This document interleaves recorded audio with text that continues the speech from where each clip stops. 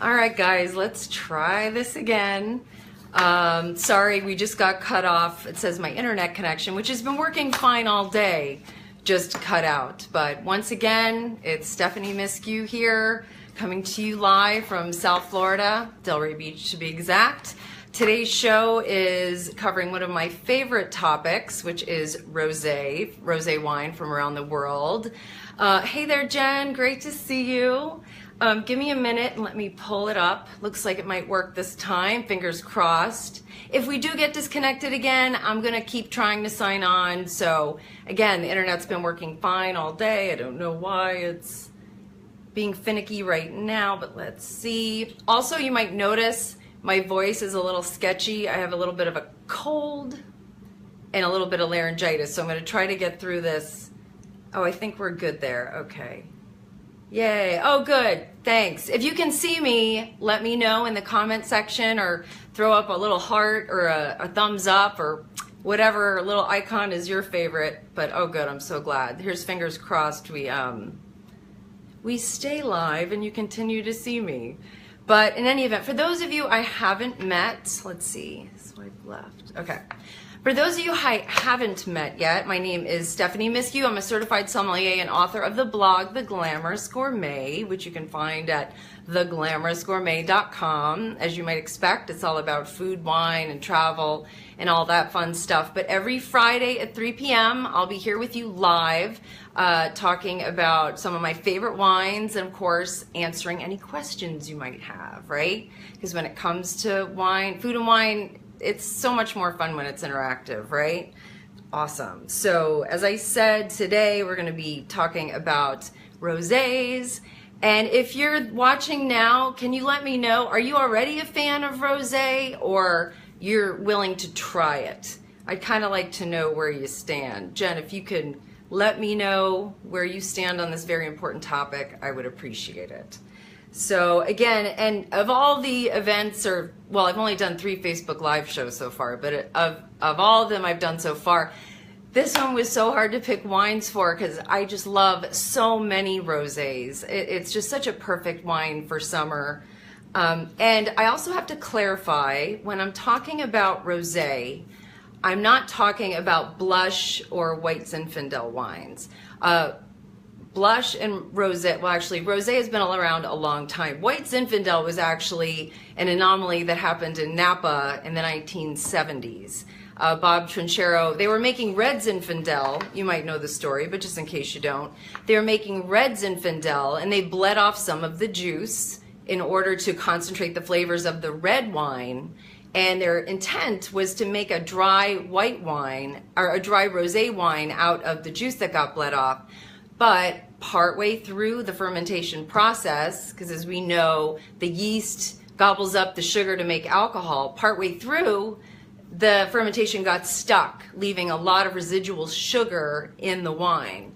And rather than re-inoculating it with yeast to get the fermentation going again, what did Bob Trinchero do? He said, nope, bottle it. And that was in the 70s, and by 1987, White Zinfandel was the best-selling wine in the United States. And I'm happy to report that I was one of its biggest fans. I think between my family, we bought the Trincheros a summer house of some kind. And while I don't recommend it today, simply because it is a wine that's got lots of sugar, it's not of the best quality, I am grateful, and I think a lot of people use it as an entry point to get into wine. So it serves its purpose in that way. But the wines we're going to be talking about today are what we call dry Provençal style rosés. They're fruity, but they're not sweet, and all of the sugar has been fermented out of it. So if you have any questions about that as we go along, feel free to ask. Ooh, I see we have some people watching. Again, I'm going to check in with you from time to time, but if you can see me now, if you could leave in the comment section where you're watching from, that would be great. And of course, I always like to know if you have something in your glass. Like I said, I'm nosy like that. So, oh, good, thumbs up. I love it. Awesome. But yeah, so I will keep track of the comments as we go here. Okay. So let's talk about rosé, shall we? And again, for those of you who might be joining us for the first time, I usually like to keep these segments between 20 and 30 minutes. However, if you have questions or if we go over, that's fine with me if it's fine with you. Yeah, that's what I love about this. It's interactive. You don't really know how long it's going to go. So I'm here if you want to stay. So virtually every winemaking region in the world makes some kind of form of rosé. It's called rosato in Italy, rosata, rosé. All of those essentially mean the same thing. It just depends on where the wine is being made. And also, because rosé wine gets its color from the color in the grape skins, virtually any red grape can be used to make rosé. And depending on which region of the world the wine's being made in, that will largely determine the grapes being used, as you'll see when we get to tasting wine. Let's see. And rosé can actually be made using 3 methods. The first one is what they call the skin contact or maceration method, where the juice remains in contact with the skins for a period of time. With rosé, usually just a few hours. Oh, awesome, Peter and Barbara George from Charlotte. Oh, and Oscar, so great to see you, coming to us from San Ramon, California. I love it, love it, love it. Thank you so much for joining us. Fabulous. Great. Let me see. Jen says, nothing in my glass yet. Later going to a beer and chocolate pairing at the Brewhouse Gallery. Well, you got to let me know how that turns out. That sounds very interesting. I'm really enjoying beer lately, I got to say. And you know what? That might be a good idea for an episode. If you're a wine fan, which beers should you try? Because there's a lot of continuity going on there. So that's maybe an idea for another show. Good. Oh, good. I got a thumbs up. All right. I'll definitely put that on the schedule. So again, the first way of making rosé is skin contact. The juice remains in contact with the skin for a few hours, gets a beautiful light pink color, then it's bled off. The second way is what they call the Sommelier method, whereby the rosé is kind of a byproduct of making a red wine. We'll taste one of those wines today as well. So essentially they drain that off to concentrate the flavors in the red wine. That's the Sommelier method. And the third way is by blending red and white wine. And when we're talking about still rosé, that's not really found in quality rosés, but where that is found is in making sparkling rosé. Many champagne houses, when they're making their rosé, they blend white and red wine some red wine with their white wine to make rosé, which is perfectly acceptable. But you don't find that much with still. And rosé wine can come in either still or sparkling forms. Today we're gonna just focus on still. I think we'll have to, I couldn't even imagine having to pick from all those wines. So the sparkling rosés will be its own show. How are we with that? Is that good with everyone? Good. I hope so. Let me see. All right. So rosé wines are known and beloved for their beautiful notes of usually red berries. You've got strawberry, raspberry, also notes of citrus, rhubarb, watermelon, and oh good, I love those thumbs up. And if there's been some oak used, you might get some vanilla and spice as well. So we'll also talk about that later as well. But that's why they're just so beloved. Rosé wines are meant to be drank young. So if you buy them this summer, drink them this summer with very few exceptions. So rosé wines pretty much never get better with age. In fact, if you've ever had one laying around your wine cellar in your fridge for a year or two, you'll notice it kind of gets kind of dark pink and takes on almost a brownish coppery tone. So you want to drink all your rosé kind of the summer that you buy it. So it's pretty much good for a year, but after that, maybe not so much. So has anyone ever had that happen? Oh, sorry, I'm going to sip some tea. Where you've left a bottle of rosé kind of in your fridge or somewhere and you come back to it and it's kind of brown? Yeah, that's probably not going to taste so good. So drink them fresh and young and enjoy all the beautiful fruit and deliciousness it has to offer. Most rosés also, oh yes, that has happened to you, Jen. It's happened to me, for gosh sakes. So it happens to all of us.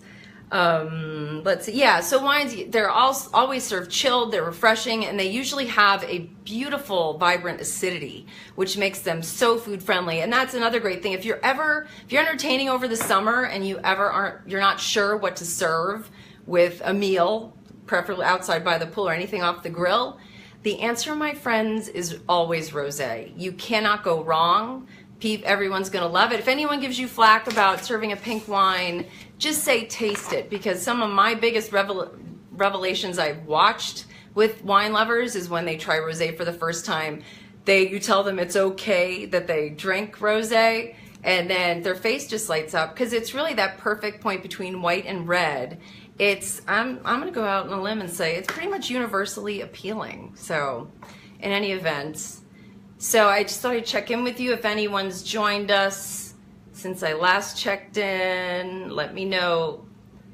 Yeah, good, you tossed it. That's all you can do, unfortunately. So again, if you're watching, please let me know where you're watching from. Again, I like to keep these very interactive. So now it comes the tasting portion of our session. So I'm basically going to introduce 4 wines. I'm going to taste my way through them, and then I'm more than happy to answer any questions you have about them. So fire away whenever you want, and I will be checking in with you throughout this. Again, if you're joining us for the first time, I'm Stephanie Miskew, and we're about to taste some fabulous rosés from around the world.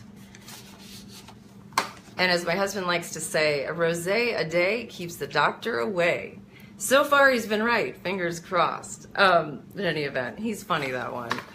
And I think some of you know Steve, right? I know Oscar. I know you know him, Jen. That's so funny. Anyway, all right. So I thought, yeah, thumbs up. Exactly. So I wanted to give you kind of a well-rounded view. Yeah, just for the throat. I have a little bit of laryngitis and a cold, so kind of to preserve my voice, I'm just sipping a little bit. I should have just said it was water, but this tea just makes my throat feel better. So, I'm doing it for you. I want to make it through the session, but now I'm switching to wine. If I was sipping wine the whole time, I'd probably be on the floor by the end of it. So, all right, so we're starting in Provence. Provence, France is essentially the birthplace of rosé. They've been making rosé wine there basically since 125 BC when the Romans were in the house. So it is the birthplace, and that's why when we refer to a dry rosé, we say Provençal style, because the rosés there are always dry, always refreshing, fruity, but not sweet. If there's one takeaway you take away, these wines are fruity but not sweet. There's no sugar, so you're not drinking a sweet wine. Oh, I think I see Maria. Maria, are you there? Give me a thumbs up if you are, my friend. Good to see you. All right, so the first wine that I've chosen to introduce you to from Provence is and actually I just figured out how to make this screen flip so you can see, I think you can see, let me see. Voila. It's the Chateau Sainte Marguerite Provençal Rosé, and you can see on the label there's like a little house and 2 palm trees. We had the opportunity to visit them a few months ago, and that's basically when you drive up, you drive through these beautiful palm trees, but I know the lights may be a little bright, but that's what the label looks like. So proud of myself figuring out how to do that. But it is the Chateau Sainte Marguerite Symphony Rosé. It's the 2015 vintage.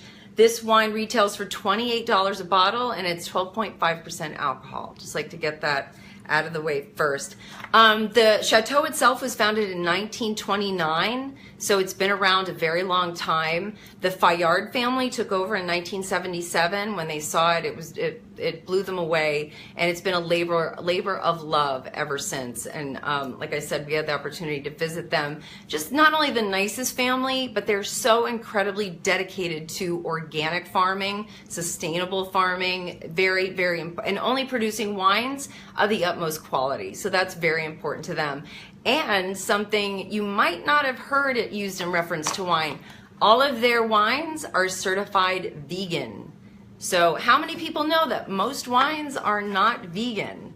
There's plenty of animal-derived products that are used in making wine. Did anyone know that? I'd love to see just comment if you had any idea that most wines were or were not vegan. Usually it's funny because people are so, when they're with their food, they're very, adamant about purchasing organic food or if they have a vegan diet, but you really need to think of that when you're purchasing wine as well. Yeah, I know. Scary face. It's true, believe me, and in many years there's been a lot of industrial farming. Thankfully, with the push towards organic all around the world, everyone is being more sensitive to the topic. But anyway, if you choose a Chateau Ste. Marguerite wine, they are all vegan now. So, and you should be seeing them more in the States as well. And that doesn't mean no yeast. Yeast has to be used in wine in order to get the fermentation process going. But when a wine is certified vegan, there's fish-derived products, there's egg yolks or egg whites used in the fining process. There's even some cow-derived products that are used in making wine, mostly in the fining and filtration process. So those are, 3 animals right there that would automatically disqualify wines as being vegan. So they do everything, in their own vegan way, and they don't use any animal-derived products, which is pretty cool. So they're really setting the bar, which is nice. But yeah, yeast is a must. Awesome. Okay, so again, this wine is, certified vegan and organic. This wine is a blend of 40% Grenache, 40% Cinsault, and 20% Syrah. And I found a better way to show you the color. If you can see this, and rosés differ in color. They can range from like this light color that's almost a salmon color, and they can be very, very dark. But this one is quite salmon color with like a tinge of orange, I would say. But this is most Provençal rosés will be this color or lighter. You'll see that they might even be a little pinker, but this is very typical of rosés. So again, I'm going to go ahead, I'm going to give it a sniff. I do like to do the 5 S's of tasting: see, swirl, sniff, sip, and savor. Since it's Friday, I'm not going to spit. No, Oscar, not sweet. None of the wines I'll be featuring today are sweet wines. And in order, if you're ever out and you want to order a wine and make sure it is not sweet, just order a dry rosé, kind of in the style of Provence. That will ensure you kind of get what you want. So they're not sweet like White Zinfandel at all. So don't be afraid of that. So on the nose, oh, that's beautiful. I know, I love when you smell a wine and you kind of want to dab it behind your ears because it smells so good. But on the nose, I'm getting a lot of citrus with this wine. I'd say blood orange. Let's see. Blood orange, what I said, red berries. You get that beautiful minerality even on the nose, which is so typical of Provençal wine. So it's like refreshing already, and I haven't even tasted it yet. So let's give it a sip.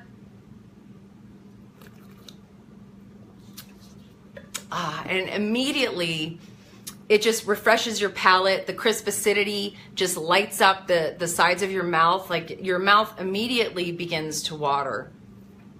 And you get on the palate, same as on the nose, you get beautiful notes of blood orange and citrus and peach.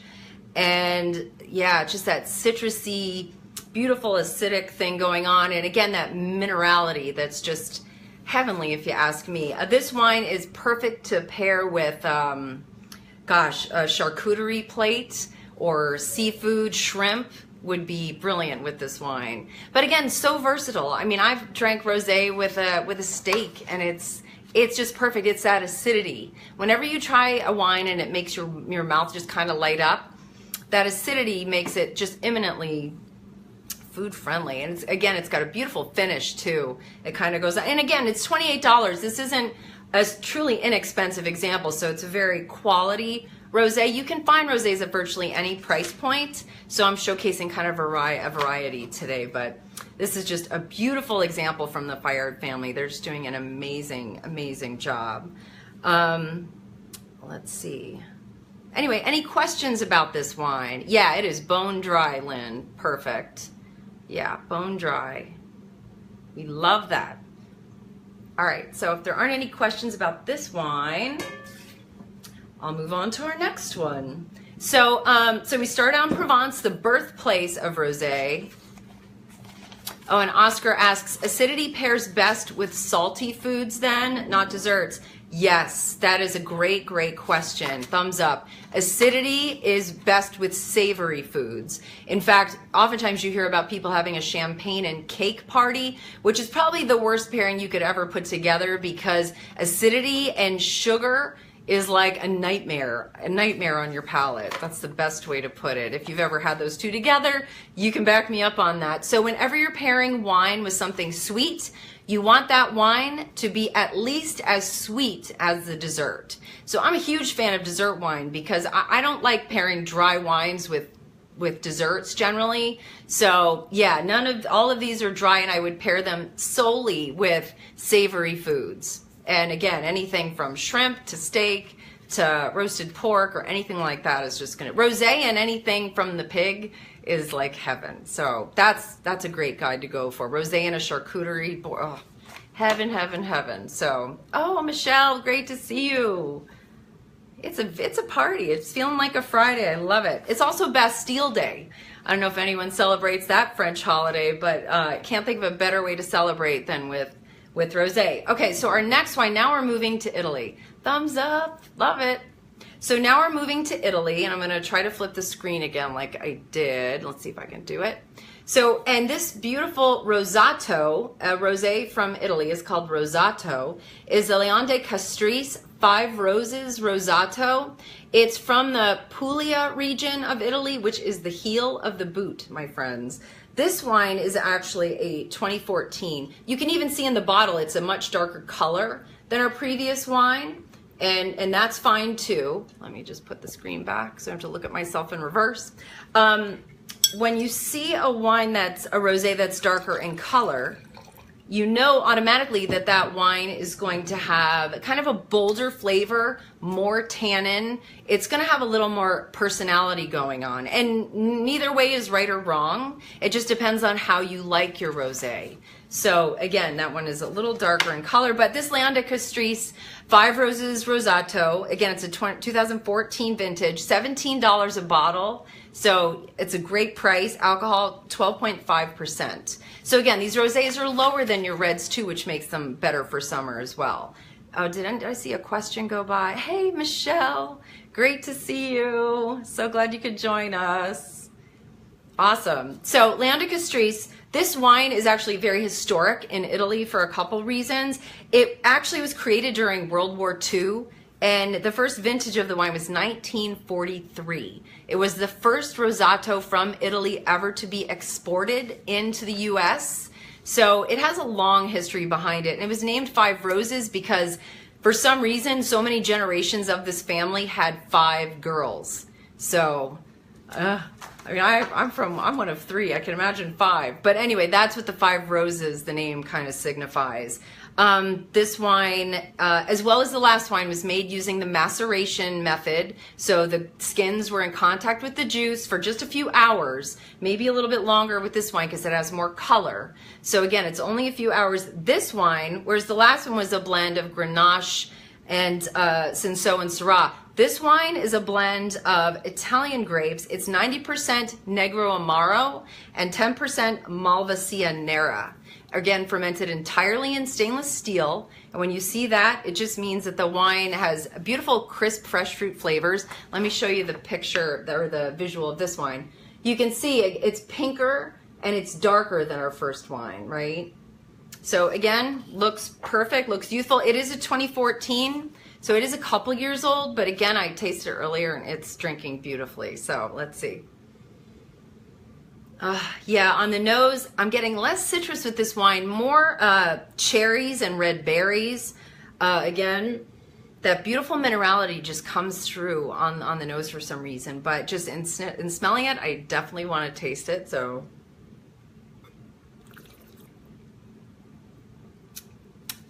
yeah, just can't smile after drinking these wines, I'm telling you. So yeah, immediately that crisp acidity just lights up your palate like you would expect it to. Yeah, and whereas the previous wine was more kind of citrusy, this one is all like, yeah, cherry, raspberry, a little hint of watermelon, red currant, a little bit of tannin because you have that darker color, ever so slightly, but you could maybe pair this one with like a steak or a pork tenderloin or something like that. But that is just so food friendly and beautiful.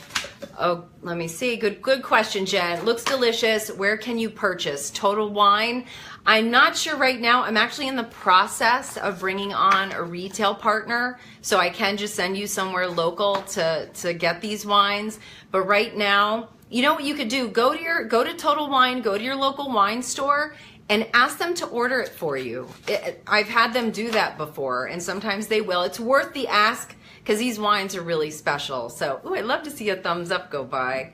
Awesome. So yeah, that would be my best advice to you, because that's the hard part of doing these shows, because you can't find, it's hard to find all of them in one place. But again, if I get the retail partner going, I will be sure to let you know first thing, I promise. Yeah, definitely ask. And thanks you for asking. I love all your questions so far. Great.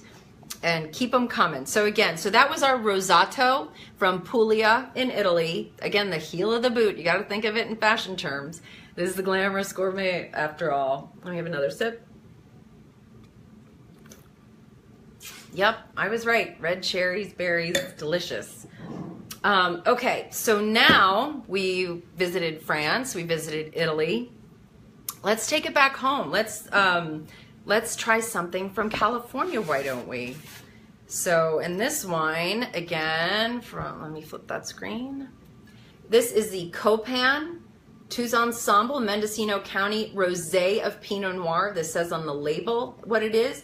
2016 vintage. Sorry, I get mixed up with the screen, especially when it's flipped, but that's what the label looks like. Copan is one of my favorite wineries. Love it, love it, love it. If you are ever out in, let me see, is that right? Did I flip that back? I can't tell. There we go. All right, let me flip it back. Pardon the technical difficulties. But in any event, if you're ever out in California, I highly, highly, highly advise you to visit them. Plan to have lunch there with some of your wine, with a beautiful glass of this rosé or any of their other wines. They make beautiful Pinot Noirs and Syrahs as well. And do the lunch. It has beautiful view. It's just gorgeous. Winemaker Wells Guthrie spent time in the Rhone region of France, training with Michel Chapoutier, who's a legendary winemaker in that region. And his wines are very much inspired by Europe. So they're across the board. They're just beautiful. And let's see, Tous Ensemble, and I know I'm saying that wrong, means all together. This line of wines were meant to be everyday wines, meant to be enjoyed with friends, and they were extremely versatile with food, as you might expect. Let me show you the color. Again, this one is probably similar in color to our first rosé, maybe a little pinker in color, lighter than our Rosato. Again, it's 100% Pinot Noir. This wine, in contrast to the first two, was made using the Saignée method. So when they were making their Pinot Noir, they bled off some of the juice to produce this beautiful rosé. So again, it's just that beautiful pink color. Any question? Oh, Peter asks, will your retailer know where to get cake bread locally? Are you having trouble finding cake bread wines? Peter, confirm that for me. I'm sure they will, and I will ask, but I didn't know if you're having trouble, I could maybe find out where to get that specific wine. So I'll message you after this.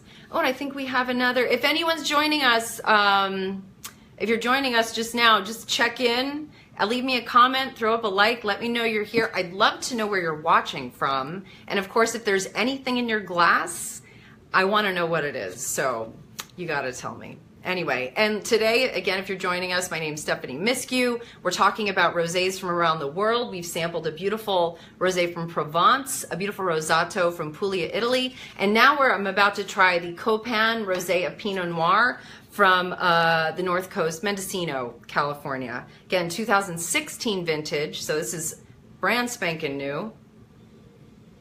And on the nose, beautiful minerality. It almost has that, I swear to me, some rosés have notes of lavender in them, and I think that might be influenced by thinking of the lavender fields in Provence, but this has that to me. Lavender, citrus. It's got a beautiful floral thing going on, and rose water. Like, this is just beautiful.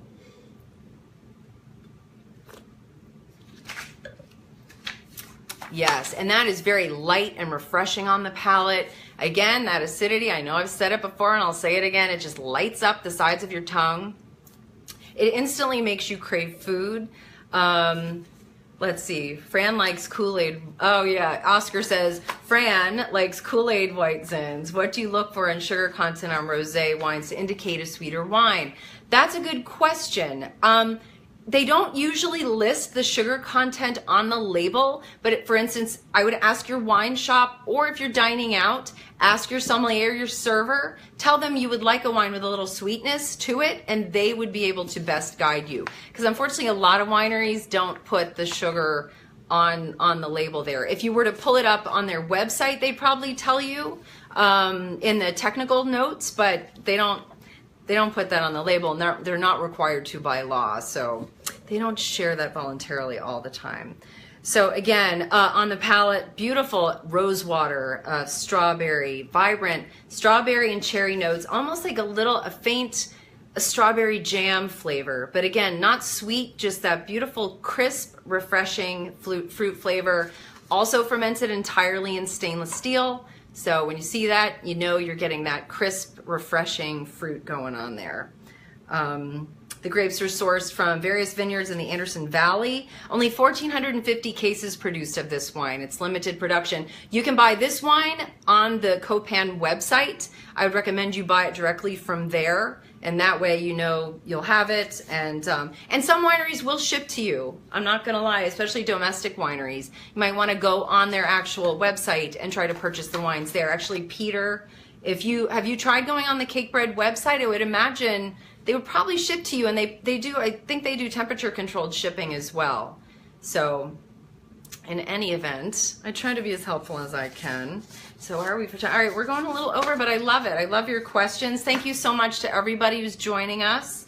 So I think that is a pretty good example of rosés. Rosés should be, they're everyday wines. They should be uncomplicated, imminently enjoyable, perfect for a hot summer day. Serve it chilled, drink it now. And they're just heavenly. And that being said, yeah, thumbs up, I love it. That being said, I thought I would wrap up today. Sorry, I need one more sip. Ooh, that's nice. So that being said, and I also, in our first episode, I featured a beautiful Secateurs Rosé from South Africa. I was limited today, but if you're interested in South African wines, go revisit our first episode. Those wines are one of the best deals going. I think it's $12 a bottle, but beautiful, beautiful rosé they make too. But I thought I would wrap up today's segment with a little bit of a summertime splurge. And that is, let me give you the backstory first. I'll make it quick. A few years ago, back in 2006 exactly, a man by the name of Sacha Lachine, son of Bordeaux legend Alexis Lachine, purchased an estate in Provence called Chateau d'Esclans. And he basically set out to revolutionize how rosé is made and how it is thought of. So what they came up with, they only make, well, under the Chateau d'Esclans label, they make 4 rosés. They make the Whispering Angel, which many of you are probably familiar with. Give me a thumbs up or a comment if any of you have tried or heard of Whispering Angel. It's pretty widely distributed. It's a beautiful rosé. They make Whispering Angel, they make Rock Angel, which is very similar to Whispering Angel except with some oak treatment. Then they go a level up, which is a level up in quality, also a level up in price. And they make a wine called Le Clan, which is a beautiful rosé that is just gorgeous. But then the ultimate label that they make, the most expensive rosé, it's pretty much one of the most expensive rosés on the market, is a wine called Glamorous. And I will show you the label right here, if I can make this thing work. Glamorous, there you go. The big G. It's a gorgeous label for a gorgeous wine. So it is the top of the line for Chateau d'Esclans, and it was the brainchild of Sacha Lachine. And what he did with this wine, let me flip back. Okay, and what Sacha did with this wine is he took from his estate the oldest vines that are about 90 years old, 80, 90 years old. Old vines produce very concentrated fruit that has a lot of flavor, but it takes more grapes to produce the wine. But he took the oldest fruit, treated it with some beautiful oak, just a beautiful kiss of oak, and produced a wine that really is like no other. It does retail for about $100 a bottle. So Steve's gonna be real happy when he gets home and sees that this is open. Let me pour myself some, why don't I? And it is just, it's very different from the wines we had before. I'm gonna show you the color of it. Sorry to get my face up on there. Beautiful light in color. It's a very, very elegant wine. Let's see. It's a blend of Grenache and Roll, which is also known as Vermentino. In Provence, Grenache and Roll are very prevalent. You'll see them in many, many rosés you'll have from that region. But again, it was destemmed, slightly crushed, no maceration. So the color in this wine is kind of what just occurs during the slight crushing, but there's not a lot of skin contact going on, as you can tell by the color.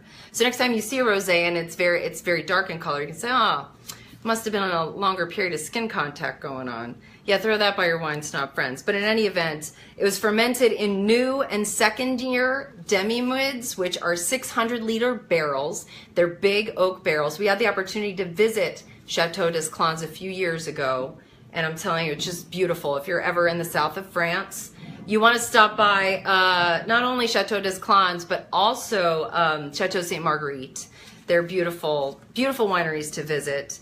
But again, and then for 10 months, the wine was treated basically in the style of Burgundy. It received twice weekly batonnage, which means they stir the lees. And the longer those lees are just the dead yeast cells, but the longer they remain in contact with the wine, they impart a beautiful, buttery, creamy quality to the wine.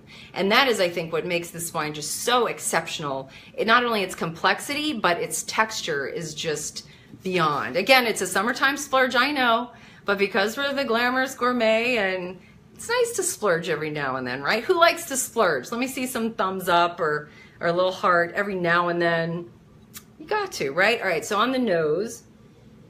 So right away on the nose, immediately that wine, it's got beautiful spice and vanilla notes, also beautiful citrus, and also gorgeous aromas of red fruit. Again, that minerality makes your mouth water from the glass, essentially.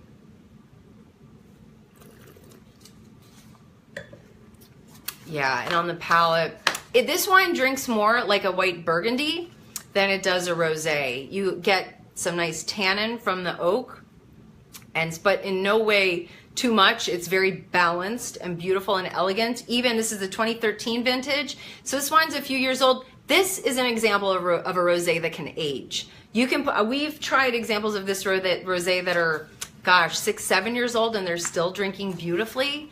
So again, this is just a very special wine, but I thought a very fitting way to kick off our Friday. And I really wanted to share Chateau d'Esclans because I think in large part they kind of led the charge on popularizing rosé. Let's face it, 5 years ago, no one in South Florida was really drinking rosé, right? But in the past 5 years, it has become a little bit of a phenomenon, and it just continues to get more popular, and for great reason. Let's see. Oh, Oscar asks, do these rosé wines have to be stored refrigerated? No, you definitely want to serve them chilled, but as for storage, especially if you're talking about the Glamorous, I would store that with your red wines and your ageable whites. Those I would lay down, but you could basically store your kind of everyday rosés just like you would store any other wine, but just maybe before. I don't like to keep wines in the fridge indefinitely, so you know, the night before you know you're going to enjoy it, I'd stick it in the fridge because you want to serve them nice and chilled. Although as they warm up, you kind of get more of the fruit aromas, but if you're by the pool, you want something that's chilly. So I wouldn't leave it in the fridge indefinitely, but you know, throw it in there a few hours or the day before you know you're going to drink it. So I hope that answers your question. Any other questions about any of our rosés today? Gosh, I so appreciate you all joining me. And again, if you're not drinking rosé already, you've got catching up to do. And your mission this summer is to think pink and rosé all day. Those are the 2 most popular hashtags on social media. If you choose to share the fact that you're drinking rosé, you want to hashtag drink pink and hashtag rosé all day. So then you'll be cool and hanging out with the other wine geeks. But in any event, Well, that pretty much wraps up our episode for today. Thank you so much for joining me. I can't tell you how much I appreciate your watching and your attendance and your interactions. If anyone has any last minute questions about these wines or any other wines, I'm happy to answer them. Oh, how old is the Glamorous you're drinking? Oscar asks. It's a 2013. So even though that's like with most rosés, if they were this old, they might have turned brown. They might not have held up so well, but that's just a testament to the wine. And actually the winemaker for this wine, I can't believe I forgot to mention him. Patrick Leone, a man by the name of Patrick Leone, is the winemaker for this wine. He invented a little wine called Opus One that you might be familiar with. Also a wine called Alma Viva from South America. That's beautiful. He's just Sasha spared no expense in making just the most beautiful rosés out there. And if you ever visit, they have very high-tech equipment, the optical sorter and the tanks. I mean, the facility is just amazing, and it's just really remarkable. And the wines they're producing really it does kind of set them apart. So we're a big fan. So yeah, that's a 2013. And anything else? Let me see. If you happen to be watching this video after the fact and you're catching it after we're live, please leave your questions and comments in the comment section. I monitor all the questions asked and all the comments made, so I'd be happy to come back and answer them for you at a later date. So absolutely, go ahead. I appreciate that. I absolutely do. And please be sure to join me next Friday at 3 p.m. I'm not sure of our theme yet, but I guarantee it's going to be fabulous. In fact, if you have any suggestions for wines you'd like to see next week, whether it's a producer or a grape you'd like to see highlighted, please leave me some suggestions, because I'm always open to suggestions. I want to make you guys happy, and it's just more fun, I think. So also, if you're watching the video, there's somewhere where you can subscribe to future broadcasts. So if you could do that, I would really appreciate it. And I think with that, yeah, and mostly if you're watching this on a Friday, I really want to know what's in your glass. I just always like to know. So whether it's wine or whatever, beer or vodka, just share. I always like to know. So if there aren't any other, thank you, Oscar. I'm so glad you could join us today. It's been a long time, and I'm glad that Facebook Live allows me to kind of connect with awesome wine people like you that I've met over the years, but who've moved away on us, although you're in California, so it's okay. So in any event, thank you all for joining me, and have a wonderful weekend. Happy Bastille Day. And I look forward to seeing you next Friday at 3 p.m. Eastern Standard Time for even more wine fun. So cheers.